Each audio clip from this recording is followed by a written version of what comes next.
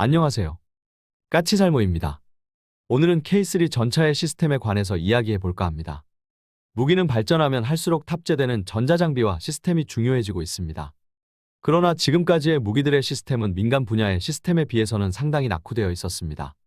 그 이유는 이런 시스템을 구축하는 전자장비들의 표준화가 되어 있지 않았기 때문입니다. 그래서 전자장비의 특정 부위가 낡거나 부품이 단종되어도 쉽게 교체하지 못했고, 대규모 업그레이드를 통해서만이 교체가 가능했습니다.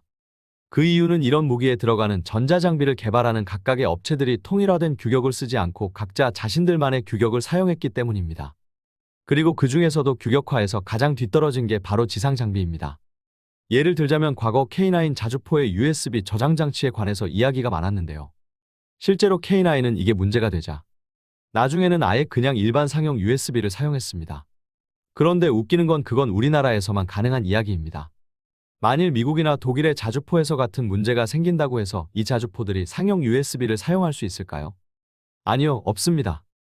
왜냐하면 그 자주포들에서 사용하는 저장 장치는 USB 2.0이나 3.0 같은 민간 시장에서 표준화된 규격을 사용하지 않고 저장 장치를 개발하는 각 개별업체의 독자 규격을 사용하고 있기 때문입니다.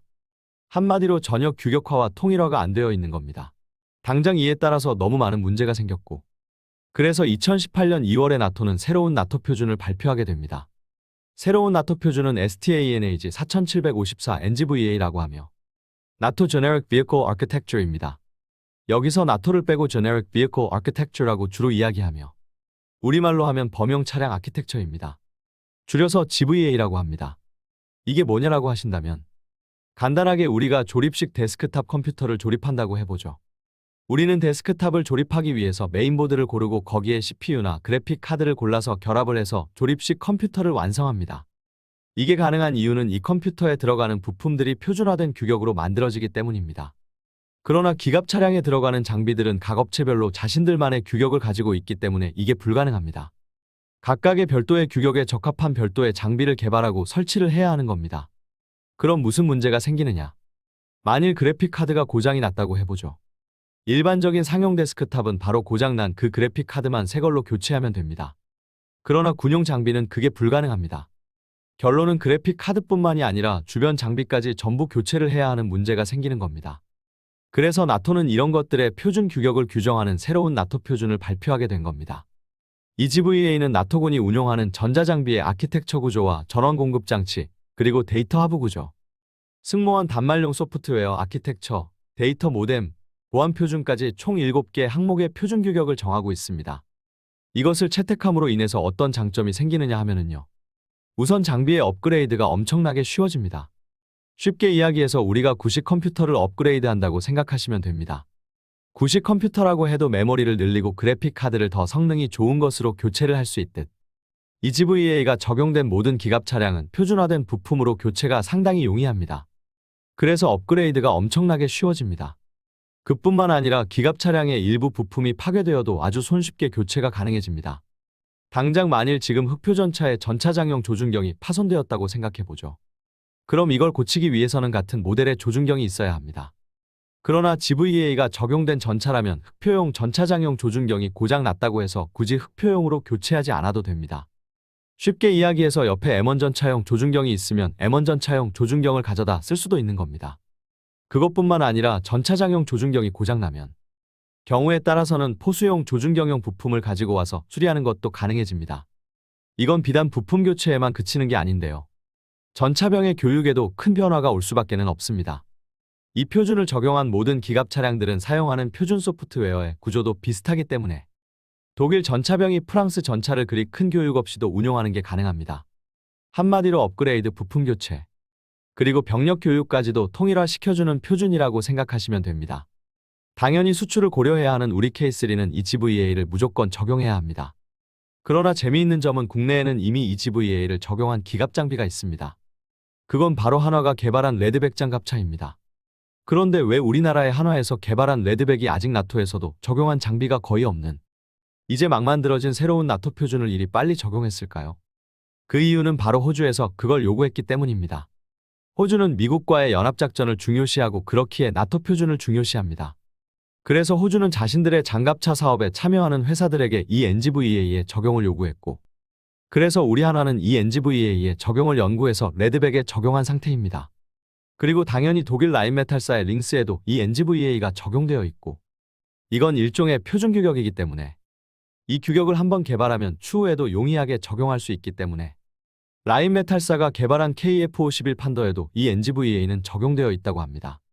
실제로 이게 얼마나 중요하냐면 라인메탈사는 자신들의 KF51 판더를 홍보할 때 130mm 주포 적용보다 이 NGVA가 적용되어 있다는 점을 강조하기도 했죠.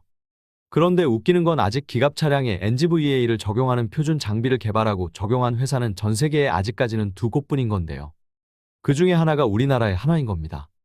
이건 일종의 규격이기 때문에 한번 개발해 놓으면 후속 장비에 적용하는 건 상당히 쉬운 편이라 한화는 이 NGVA에 대하여 기술적인 선점을 하게 된 것이기도 합니다. 그러나 아직 레드백에 적용되어 있는 NGVA는 그 수준은 높지는 않습니다. 무슨 말이냐면 NGVA는 시스템의 통합과 표준화를 중요시하기 때문입니다. 예를 들자면 K3 전차에는 병력이 3명이 탑승합니다. 그런데 NGVA에 따르면 이 3명의 병력에게는 똑같은 콘솔을 제공합니다. 한마디로 전차장과 조종수가 같은 콘솔을 사용하게 되고, 조종수가 부상당하면 전차장은 자신의 자리에서 그대로 전차에 조종을 할 수 있습니다. 그리고 센서의 통합도 중요한데요. 지금의 전차는 각각의 센서가 각각 자신들에게 주어진 임무만을 하게 됩니다. 당장 레드백에는 아이언 비전이 탑재되어 있고, 아이언 비전은 6개의 CCD 카메라를 사용합니다. 그러나 레드백에는 이 아이언 비전에 사용되는 것 말고도 CCD 카메라가 더 있죠. 차장용이나 사수의 주간 조준경에도 CCD가 들어가고 RCWS에도 CCD 카메라는 들어갑니다. 그러나 문제는 지금까지는 각 CCD 카메라는 각각 자신들에게 주어진 임무만을 했습니다.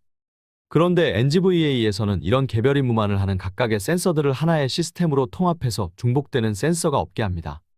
당장 그리하면 부품의 숫자도 줄어들고 시스템의 특정 센서가 고장이 나면 다른 센서로 대체하기도 상당히 쉽죠. 그런데 이런 이야기는 어디서 많이 들어본 것 같지 않나요? 바로 전투함의 전투정보 시스템이 생각이 날 것입니다. 네, 그렇습니다. 미래 기갑 차량은 바로 전투함과 상당히 유사한 통합 시스템을 사용하게 됩니다. 전에 어떤 분이 K3 전차는 마치 이지스함 같다고 이야기하셨는데요. 네, 그 말씀이 사실입니다. 미래 기갑 차량은 마치 육상의 전투함과 비슷한 시스템을 가지게 되는 겁니다.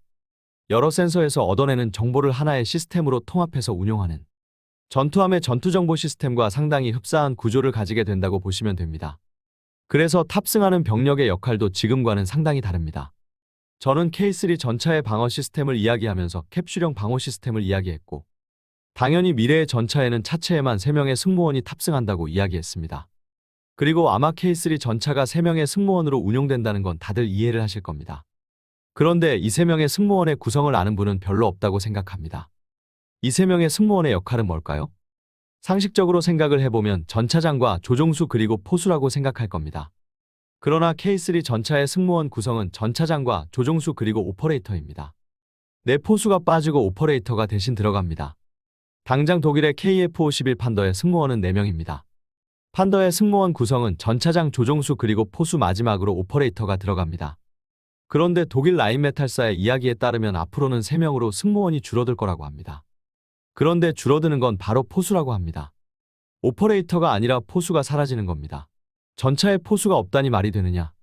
그럼 주포는 누가 담당하게 되느냐라고 생각을 하실 겁니다. 전차장이 담당을 하는 것일까요? 아니요.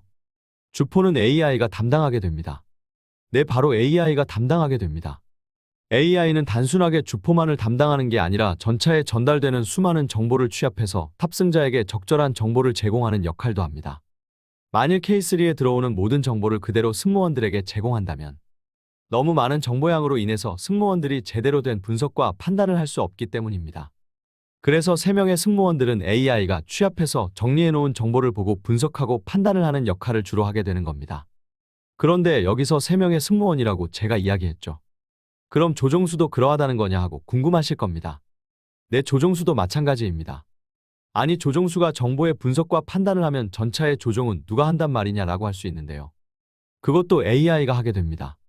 그럼 조종수는 뭘 하느냐 할 수 있는데요. 전차가 적에게 노출되지 않고 갈 수 있는 경로와 적의 공격을 회피할 기동 형태를 결정하는 겁니다. 전차의 조종은 AI가 하고요. 쉽게 이야기해서 조종수가 지금은 조타수의 역할을 하고 있다면 미래의 전차에서는 조종수는 항법사의 역할을 하는 거라고 보면 됩니다. 이제 좀 이해가 되시나요? 지금의 전차들의 승무원들은 당장 전차장형 조준경 등의 직접적인 센서가 포착한 정보만으로 빠른 판단을 내리는 게 중요했습니다.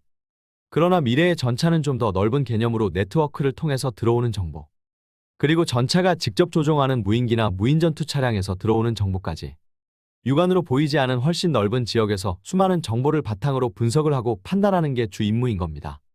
그렇기에 K3는 지금까지의 전차의 개념과는 상당히 틀린 장비입니다. 그러나 확실한 건 이건 어디까지나 지금까지 나온 수많은 자료를 통해서 제가 가장 이상적인 형태의 K3를 말하는 것일 뿐입니다. 이게 전부 적용된다고는 절대로 장담할 수 없죠. 실제로 K2 흑표전차도 개발될 때는 다들 무인포탑으로 개발될 거라고 했지 않습니까?